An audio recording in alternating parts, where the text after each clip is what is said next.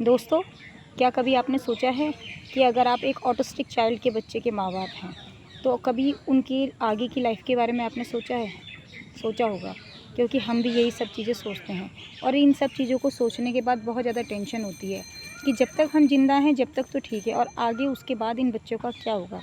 क्योंकि ये बच्चे जो हैं, अपने आप में अपना सब कुछ नहीं कर पाते हैं, ये अकेले नहीं रह सकते हैं और ज़िंदगी बहुत ज़्यादा मुश्किल है।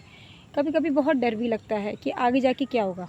पर दोस्तों, इन सब चीज़ों के बीच में आगे निकलना बहुत ज़्यादा ज़रूरी है। इन बच्चों को आगे बढ़ाना बहुत ज़रूरी है, क्योंकि जब हम इन सब चीज़ों को सोचते हैं, इनके बारे में सोचते हैं, तो बहुत ज़्यादा टेंशन होती है, कहो तो डिप्रेशन भी हो सकता है।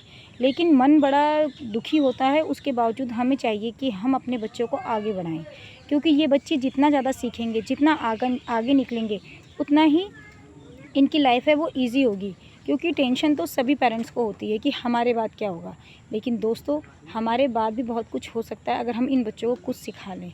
लाइफ बहुत मुश्किल है, टेंशनों में गुजारेंगे तो बहुत ज़्यादा परेशानी होगी और अगर इन बच्चों को कुछ सिखा के और आगे बढ़ा के निकालेंगे तो इनकी लाइफ भी ईज़ी होगी और हमारी लाइफ भी ईज़ी होगी।